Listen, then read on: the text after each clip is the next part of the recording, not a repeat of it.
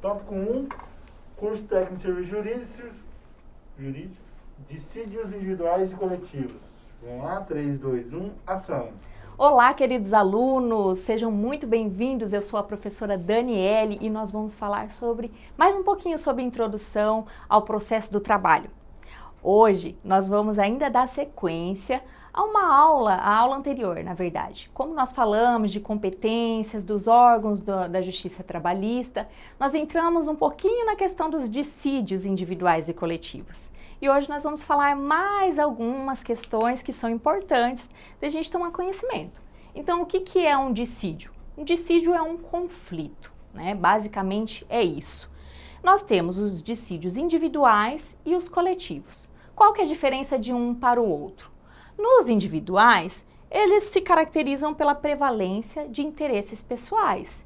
Então, é um grupo de pessoas, é um direito para pessoa determinada, é mais concreto.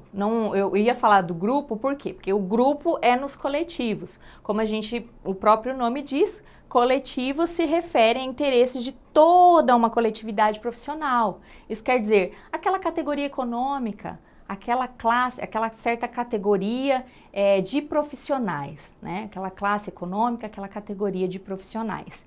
É nisso que se diferem os dissídios individuais e os coletivos. Aqui nos coletivos são mais abstratos, né? As pessoas são indeterminadas, enquanto que no individual nós estamos falando de algo que é determinado, estamos falando da prevalência de interesses pessoais. E doutrinariamente falando, nós temos uma classificação. E qual seria essa classificação? Que inclusive consta lá no regimento interno do Tribunal Superior do Trabalho. Existem os dissídios econômicos. No que se baseiam esses dissídios? Eles servem para buscar melhores condições dentro da relação de trabalho e de emprego, né? Por exemplo, um reajuste salarial.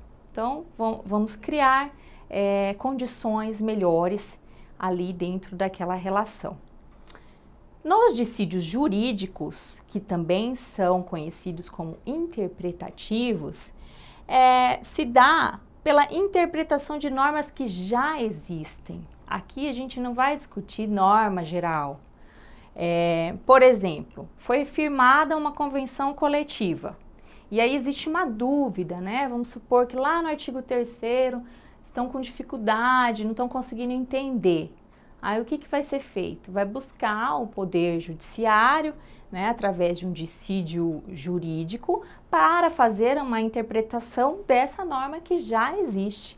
Inclusive existe essa observação da orientação jurisprudencial OJ, número 7, né, da seção de dissídios coletivos do TST, que diz que não pode, né, não serve para a interpretação de norma geral. Esse dissídio jurídico não serve para a interpretação de norma geral, e sim para normas específicas.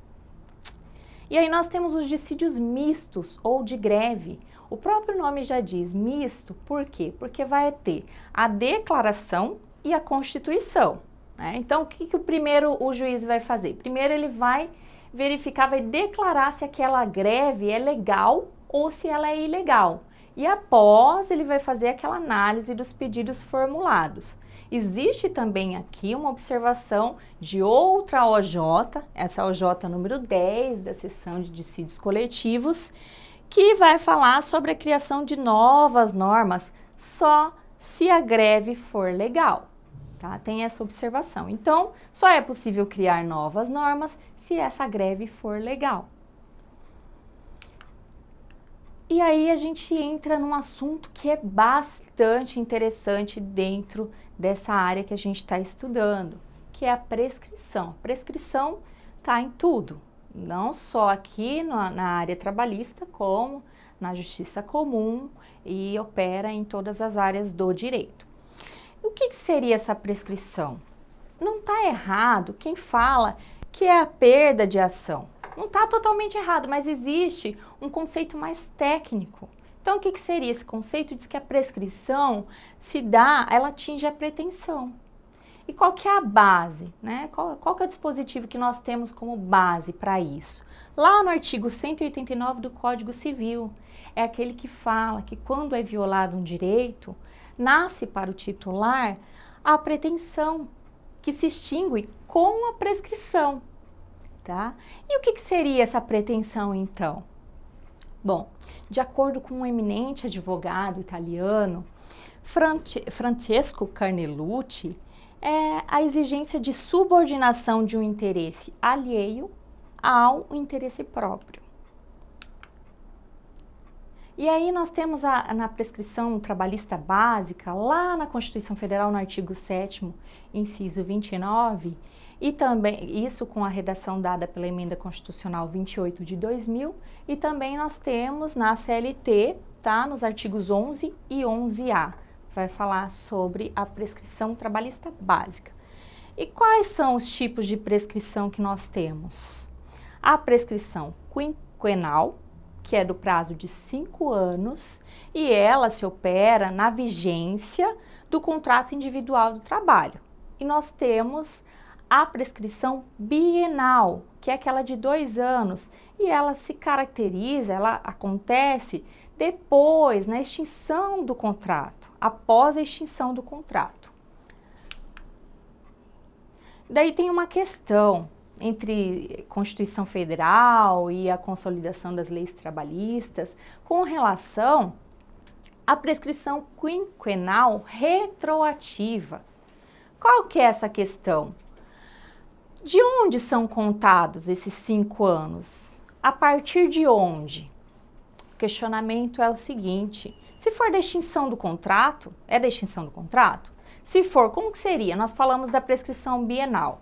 A bienal é quando é após a extinção do contrato. Então, quer dizer, o trabalhador teria 2 anos para ingressar com a ação, né? Mas ele brigaria, vamos colocar entre aspas, ele brigaria para resolver aqueles conflitos de 5 anos anteriores à extinção do contrato, ou ele teria 5 anos anteriores do ajuizamento da reclamação trabalhista. Parece até meio confuso, né? Mas é essa questão que surgiu.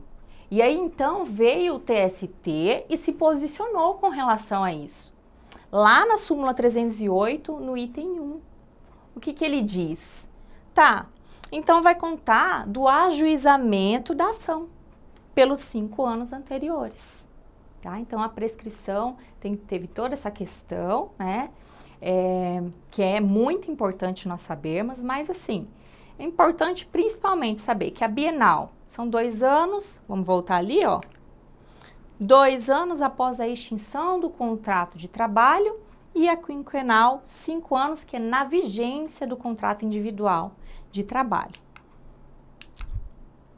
Bom, espero que vocês tenham conseguido absorver essa matéria, essa disciplina que é tão importante, né? A gente vai falar muito sobre prescrição, como eu já falei, nas diversas áreas aí do direito, e principalmente me coloco à disposição se precisarem, e aguardo vocês nas próximas aulas. Até mais!